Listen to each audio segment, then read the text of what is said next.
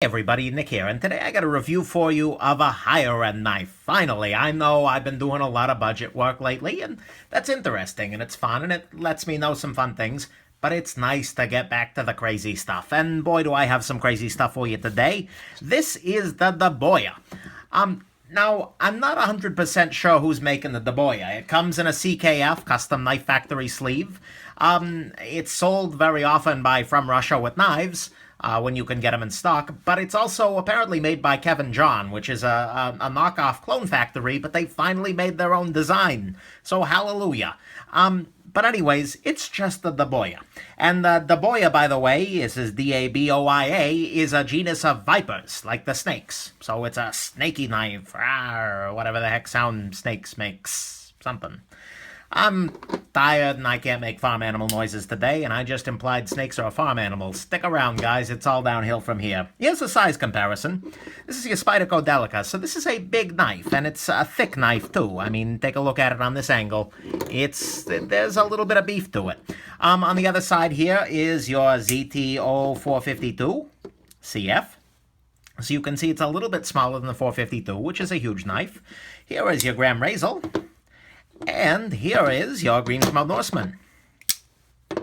So there you go. This gets you a good idea of the size here.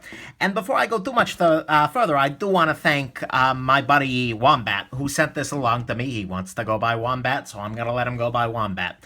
But he sent this guy along for review, and he's just an absolute gem for sending it and for giving me permission to carry it and everything like that. So thank you very much, Wombat, and let's go on ahead and jump into the good, the bad, and the ugly of this knife before I say anything else stupid. So there's a lot of good stuff here, and the biggest part of it is the unique design, and that's fun because Kevin John for a long time has made nothing but non-unique designs. So it's really good to see that they're doing something great here. And let me highlight a couple of elements of it. First, the stop pins are really cool, so I'm hoping you can see this, but on the inside of the knife here, you have your little your stop pins, and they're attached to the blade. You can see them hiding in there. As you open the knife, those stop pins swing free. And then eventually they contact the inside of the liners again, deep inside the knife. So it's actually kind of, in a lot of ways, similar to your ZT 562 CF. Oh, God, ZT. In that, you know, the stop pins contact the liners to stop, except here it's very much internal. They're contacting the liners deep inside there, which is actually kind of nice. It's got some of the advantages of an internal stop pin, but at the same time, it's open enough that presumably lint can fall out very nicely. So I'm a big fan of that. That's just a cool little idea. Other fun elements of the design, you can see that they've got a nice complex grind going here. You've got one grind, and then you've got this second grind over here, which is cool. Hopefully you can see that. It doesn't result in a whole lot of variation on the edge. There's a slight recurve there, but it just looks pretty neat, I'll say that. And got a swedge here, and actually a multi-angle swedge. You got one angle here, one angle here. Just cool. I mean, the blade is really cool looking, that's for sure. It does have this groove in it here, and although I generally object to grooves in blades that are needless because they tend to attract crud, call it a crud groove, this is very shallow, and so it's easy to get stuff out of there, and it has the fringe benefit of it allows you to open the knife two-handed. Which is kind of nice, because sometimes you want to be a little bit less intimidating about it, even though this is a big-ass intimidating knife. So, you know, that's a good thing. The clip is sculpted and very much made for the design of the handle, and we'll talk about that guy in a second there, which is nice. The back spacer is also sculpted and is also made for the knife. It's a little bit of a lint trap, but, you know, there's no real complaint with the back spacer there. That's cool. The lanyard hole is just stellar, and I've left I don't generally do lanyards, but I left one on here because it shipped that way. But it's built into the back of the knife in such a way that the blade can't cut it, and it's not a big pain in my neck to have that lanyard there. It's not adding a whole bunch more air to the knife just to have a lanyard hole. That's really, really well done. The pivot on it is just great. It's running on bearings, and it's a simple knife in terms of construction. If you want to take this knife apart, all you need to do is unscrew this here, because the other half of the pivot is under the G10. Unscrew this, and your knife is apart, and no problems. So I like those elements of the design a lot. Really well done there. Another beautiful thing here is the action, and the action is very, very good on this knife. I mean, it just flies open. Now, one thing I'll say, I've talked a little bit before about different kinds of flippers. You get flippers like your Norseman or your ZTO 452, which are very poppy. You put a lot of force onto the flipper tab and it suddenly breaks and pop, flies open. On the other side, you have your more swingy flippers like your Graham Razel over here or your ZT 562, where the knife really kind of swings open. You feel this is more of a swingy flipper. But that's not a bad thing in the least. It's just different. This is a really, really, truly excellent flipper. Very happy about it. The closing is smooth. It's not quite drop shot smooth in the same sense that some of your, well, your Norsemen or your Shiragorovs can be, but it's damn good for the price. No argument there. The lockup is solid. You can see it's just about 50%. And there is an over travel stop here, which again is always a nice thing. And it's smooth at maximum tightness. And that's not something I talk a whole lot about. But when I disassembled this guy, I always just crank it down. And on some knives, that stops the action. This action is smooth when the pivot is fully cranked down. And that's a beautiful thing. I like it a lot because it just means that the tolerances are right. This is dialed in so that when you put it back together, you don't have to do the dance of Loctite and tightening it just a little bit more, a little bit more. It's smooth with no blade play, with everything fully locked down. That's a nice thing. I like it a lot. And like I said, the action on this is just great. That's a nice thing about this knife here. So the fit and finish here is just really good. You know, everything that you would expect to be sharp is, everything you would expect not to be sharp is, in fact, not sharp. So the blade edges and whatnot are very nice. Like I said, the action's good. The clip is just nicely made overall. I mean, it's just a beautifully put together knife. The blade is just dead centered.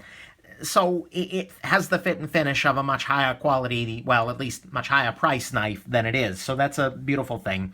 The price, speaking of the price, is pretty great too. These went new for about 240 bucks. They're hard to find these days, but you can get them around 250, 260 on the used market. And honestly, it's worth every bit of that. If you can get one cheaper, go for it. But this is a really well-made knife. It's way up in mid-tech territory in terms of fit and finish and overall quality, which is nice, and it's just, the action is great. It's a really, really nice knife. Like that a lot. Finally, the last thing that I'm going to highlight is these little guys here. So you've got this here, and you've got this here. And what those are little capsules of tritium. Tritium is, I believe, H3. It's when you stick 3 hydrogen atoms together. And the beautiful thing is that it's very, very slightly radioactive, and you put some phosphor on there, and it glows all the time. This is not like your glow-in-the-dark on your loom in your watch. This just constantly glows. Right now it's glowing, you can't tell, but it is. And it has a really cool effect, and let me show that to you real quick. So greetings from my secret nighttime testing laboratory, or also known as my bathroom. But right here you can see I've got 2 knives. Your Daboia on the top and your Greensmell Norseman on the bottom, currently illuminated by an Olight S1 flashlight. So what happens when we turn off the lights? Norseman disappears, but you can see here that your CKF, well, your Daboia at the very least, whoever's making it, is illuminated still by the tritium. And let's flip it over, and there's the other tritium. So you can always find your Daboia, whereas your Norseman is only visible during the daytime. Hope this has been interesting. Let's go back to daylight. So that's really cool, and it's completely a gimmick. It has no functional purpose in my life, but I picked this up and saw that and was like, oh my god, I need more knives with tritium in it. That's just so freaking cool. And so there you go. Completely just silly, but it brings me some joy. So there it is. And it brought me some joy. So that's your good. The design is really unique and really interesting. The action is great. The fit and finish is great. The price is pretty damn great. And it's got freaking tritium on the side of it. How cool is that? Let's go ahead and jump into your bad. Only a couple of bad things. This right here is not actually a thumb stud. It looks like it could be, but it really isn't. I mean, maybe you could... just barely. It's not a functional thumb stud. So this is really a flipper only, or perhaps flipper and 2-hand because of the groove only sort of knife. If you're looking at this and thinking, oh, well, it's got some funky thumb studs, it's best considered to not have thumb studs, much like your ZT562 here. Again, similar feeling. They just don't work as thumb studs. Not a big deal there. The blade does have a slight recurve to it, and generally slight recurves aren't super interesting to me. They just make things a little harder to sharpen. This isn't recurvy enough that I really care, but it's a little bit there, and I'm not a huge fan there. The knife is, on the whole, a little on the big side, certainly for me. You know, like I said, relative to your Delica or relative to your 452 CF, which I believe to be patently ridiculous in terms of size. Still a nice knife. But it's a little bit big, and it's also pretty thick. Both in terms of your blade, the blade is a little bit thicker than it needs to be. It's doing that whole overbuilt folder thing. But the knife itself is pretty damn thick. Trying to think of a good example here. In terms of thickness, it is actually thicker than your Paramilitary 2 here, which is itself already a pretty damn thick knife. And a big part of that's this G10, but we'll talk about that. So, you know, there you go. That's your bad. The thumb stud isn't actually a thumb stud. It's got a little bit of a recurve, which is a little bit of a pain. The knife itself is pretty damn big, and the blade is, as well as the knife itself, is a little bit thicker than it really needs to be. Let's jump into the ugly, and it ain't that ugly.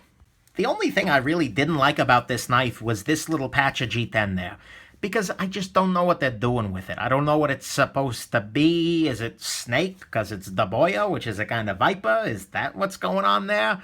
Is it supposed to be, I don't know. But they did the titanium contouring so nicely over here, and then they throw this weird like tree trunk thing on the side of it, and it just leaves me kind of cold. Because honestly, it's a little bit ugly, and it's inconsistent. You know, up here, there's no G10. And down here, there's no G10. So it's like a weird stripe of I just don't get it as a design choice. And more frustrating, though, is that it's kind of thick. You can see here that the G10 is actually of some prominence here.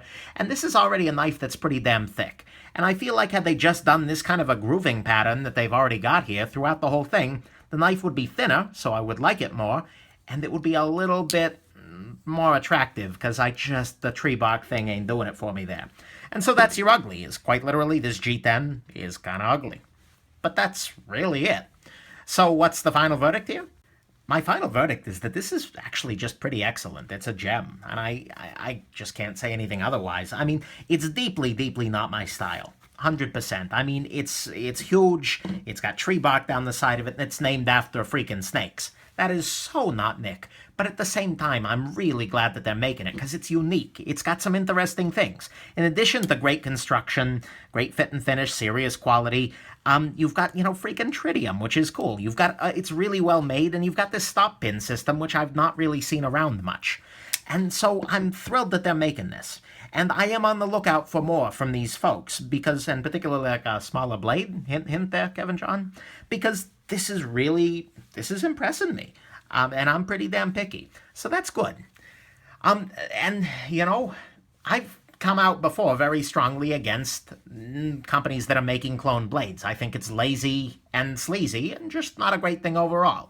But if this is Kevin John starting to go legit, if they've hired a designer who can do this, or they're buying designs like this, that's great. I support the hell out of this. And I'm not going to hold it against them, because if they're going legit now, and this is their first effort, then wow, these guys are going to be a force to contend with.